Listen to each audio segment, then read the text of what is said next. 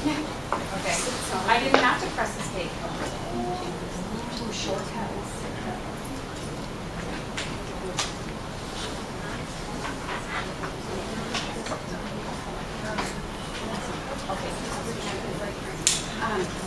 So most of you are going to have 2 sheets at your table. If you don't, could you just kind of share with each other, and I can shoot you a copy on Monday or tomorrow, whichever is more convenient for you. We're going to watch a Starbucks video, and it's about customer service. Oh yeah, that's what I'm here for, right?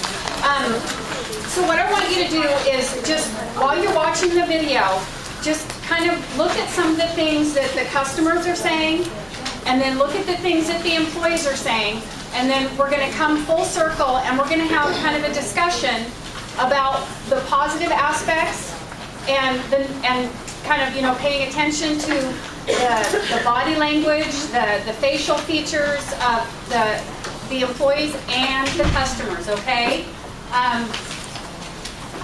Ready? Aim. Fire. Family, life. And now here's Brooke Carlson. Seems like everyone's in a hurry, everyone's in a rush, and there's no give and take. There's no employee pride of whatever product they're trying to sell. You want bread? Yes, please. $20.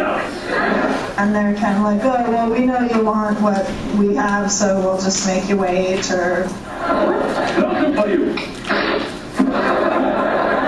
This doesn't seem like people are very interested in their jobs anymore. So, I mean, you pick that vibe up. Well, not all businesses feel the same way about customer service. There's one business that has a bunch of employees up at the crack of dawn waiting to greet you with a smile. Let's go in. Hi, how are you?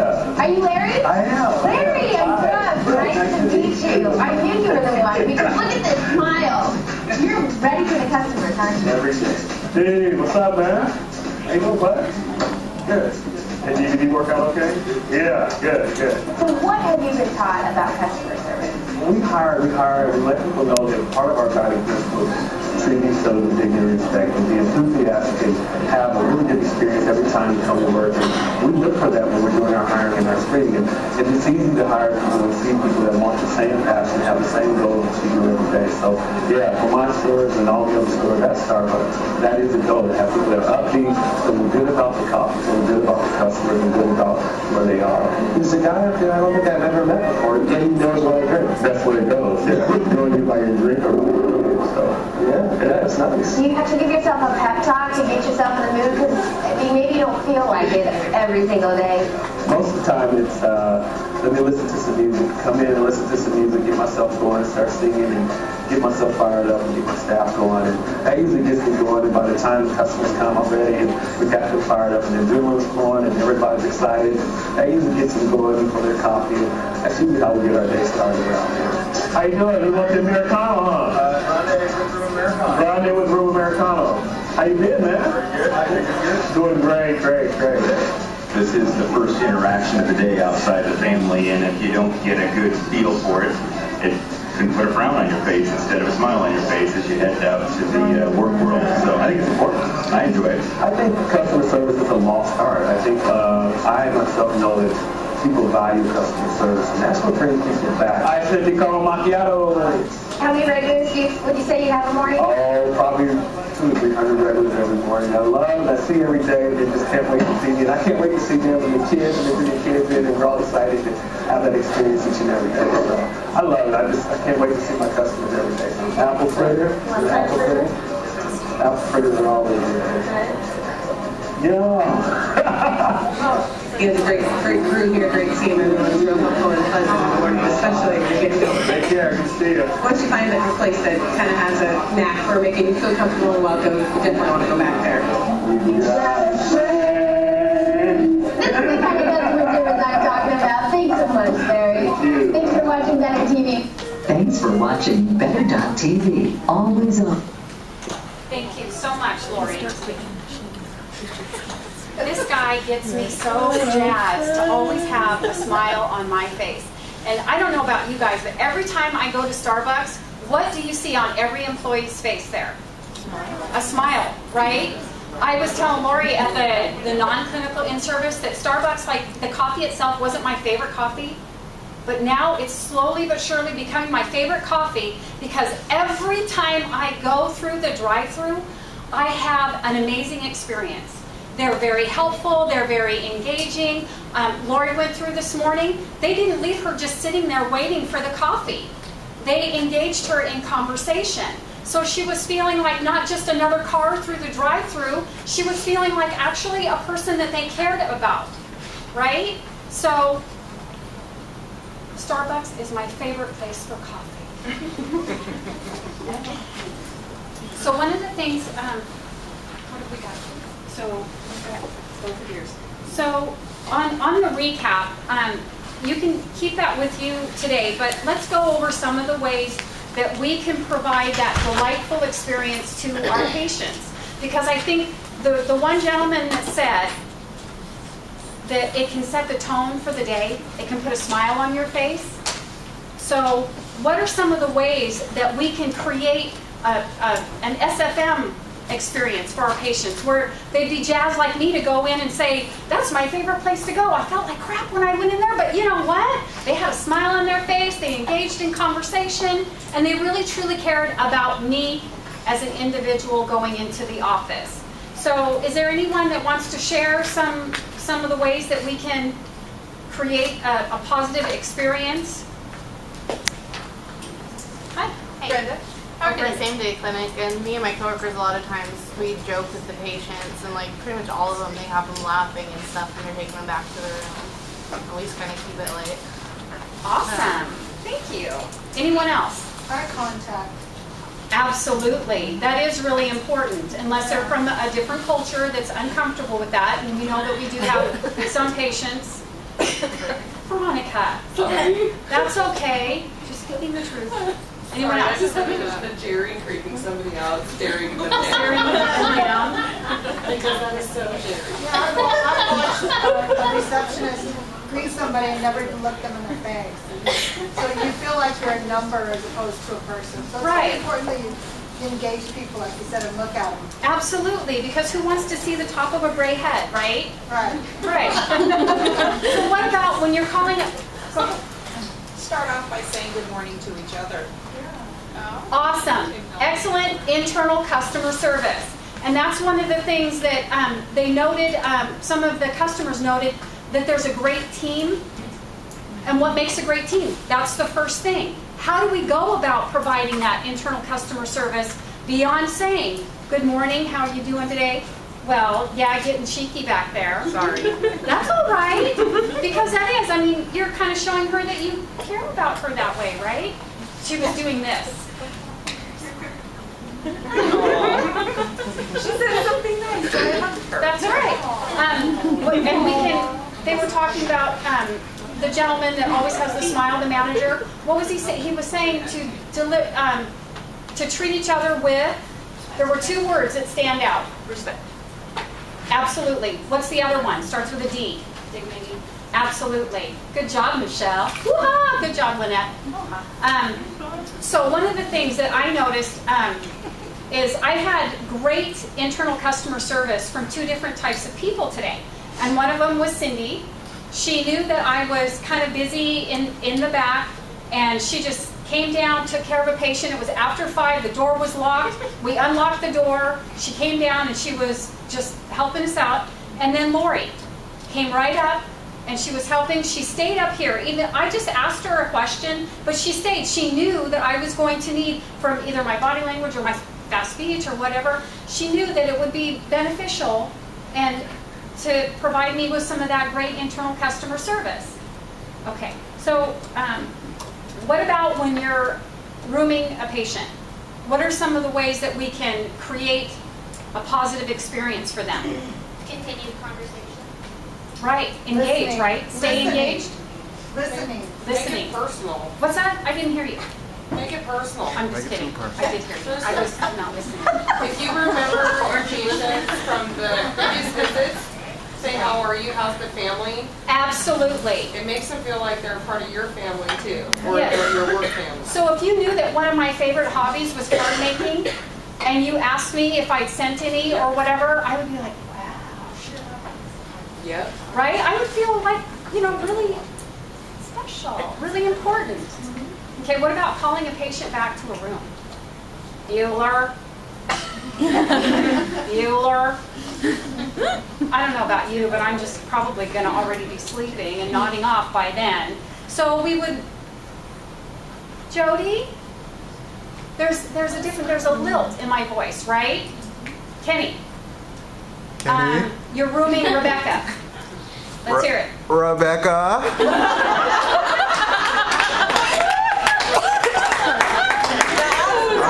You just didn't sing that right.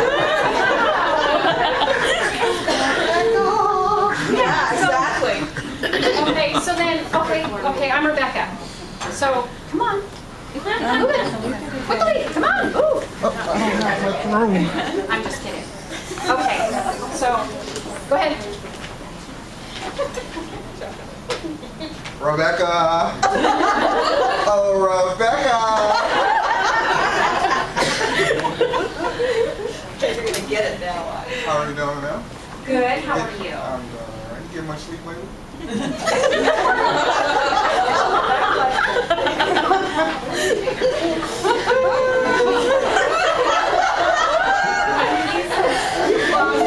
But I know Kenny, so I know that he says, hi, I'm Kenny, how you doing today? Right? So he does introduce himself, and yes, I've never heard him ask anybody if they'd gotten much sleep lately. So anybody else have any ideas about how you would? Might sound like a silly thing, but I think using the patient's name, not like obsessively, but like in the same day we have a wide variety of patients. It's hardly ever like the same people. But you know, the paper is right in front of you, and I try and use their name fairly often. I think like when I go into urgent care, I'm like, you know, it makes it feel more personal, even though I've never been there before. Exactly. So I mean, people, that is one thing. People always want to hear their own name, right? But if you start engaging like you're a used car salesman, they will tune you out, right? So that's a really good point about not too often. Okay. What else might they want to hear as you're taking them? They want to know, is doctor on time? Okay. Okay. Yeah, where am I at in the line? And okay. Educating them as you go in is a big deal, yeah. Okay. Okay. We're running a little behind, we'll get you going as soon as we can. How about your own name? Yeah. You did that already? She said that. Kenny said that already? Yeah. Sorry. It's okay. It's okay. I'm not listening. April, let's To you be the shoot credit. off on that branch. Okay, so what would be the best way to approach provider running behind? I was just let him know, like, okay, you know, we'll get you back as soon as we can, but he's in the room, you know, right before you. We'll keep you updated if anything changes. I just try to let him know as much information as I can. Right. They feel And educated isn't that what and it is? aware. They want to be informed. They want to be kept in the loop because an hour later, okay, it's been an hour, how much longer? No. Right? An apology never hurt nobody. Yeah. Exactly. That's right. We can be responsible Saying for... thank you for waiting. Exactly. Thank you is two great words. They're so simple to say, but they really do mean a lot. And that's what we need to be more appreciative of our patients. And that's definitely one of the things we want to say. Jerry, what were you going to say? Oh, I just have always made a point to go up to the front desk and tell them when I see that we're getting behind. And then, so that they can tell the patients, and I'll even say it to the patients when I see them, you know, that we're running a little bit behind. Please, you know, make sure you let everyone know so that they're aware of it. And it makes such a difference because they're not sitting out there stewing. You don't have to take back an angry patient. That's right.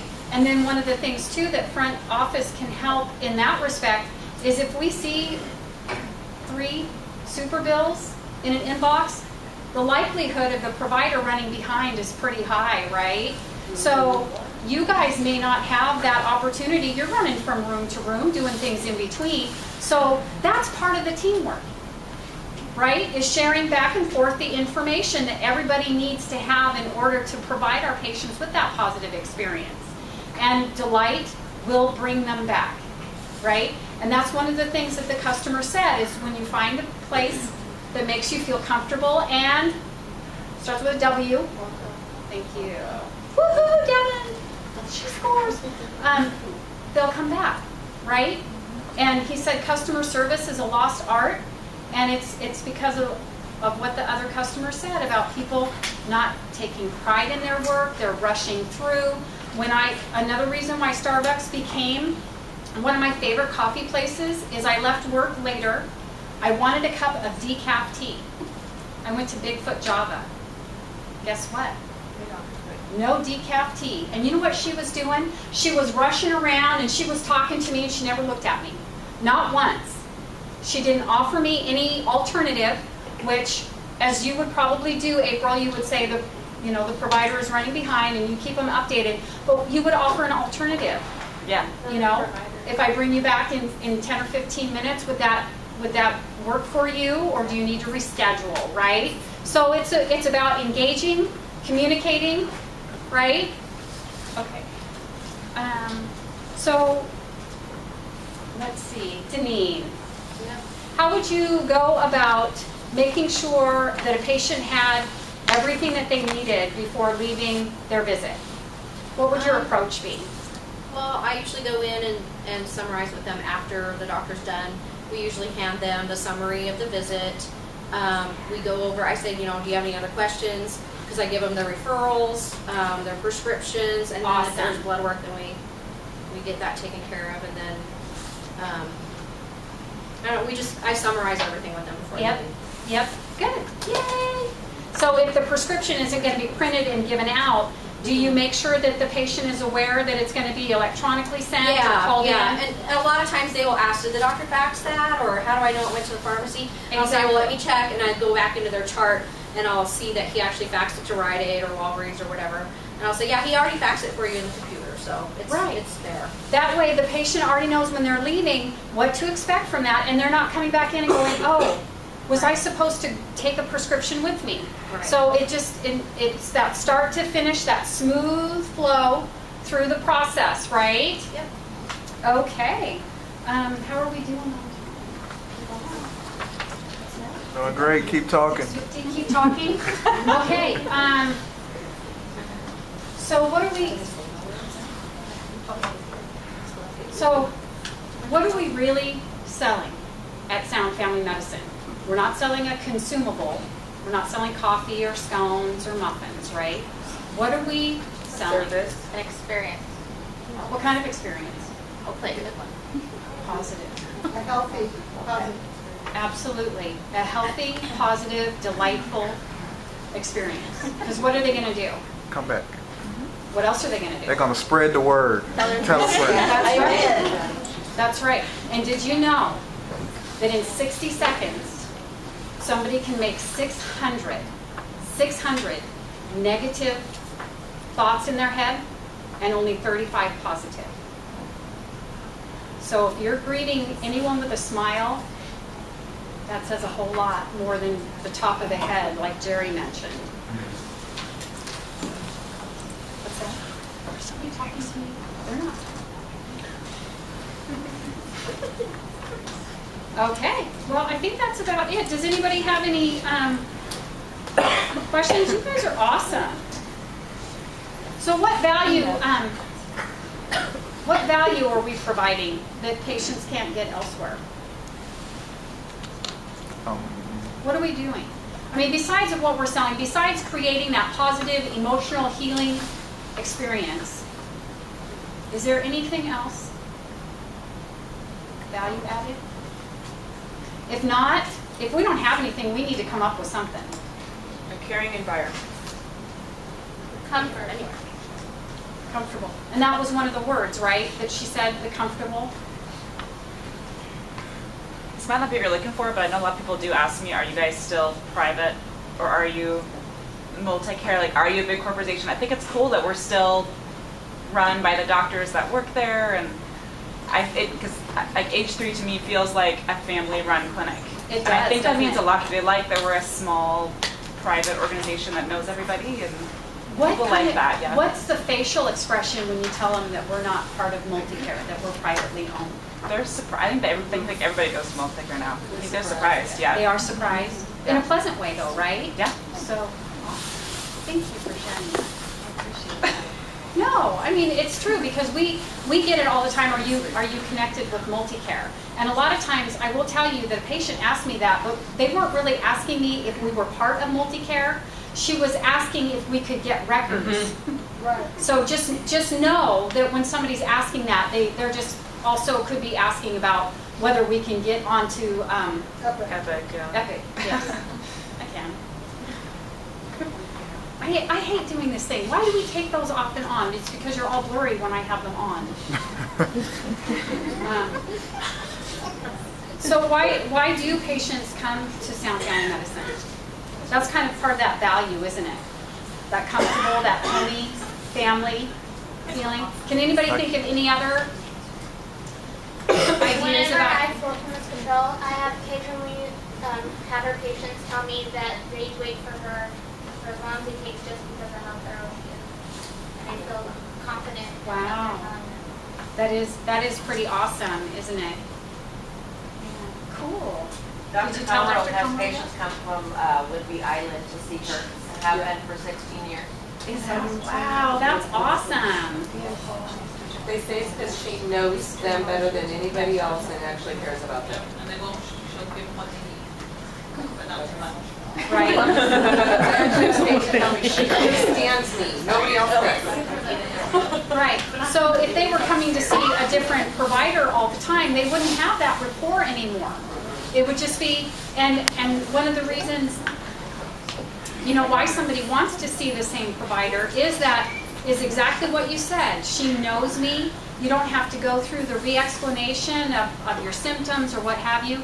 But then, of course, there is the benefit that we do have providers in the same-day clinic where people can go on that last minute and if they need to. But does Dr. Conroe know what patients are saying? Do they tell her? Because I try to tell the provider too when we hear those positive things from patients, because that helps them create that delightful experience as well. Okay. So I think that just about wraps it up. Oh, I'm over. Oh. Okay. That's it.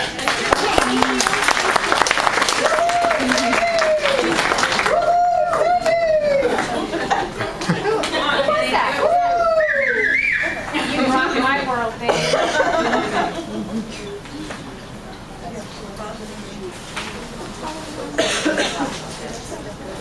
No. The round button on the back. You want to stop it? You're on camera.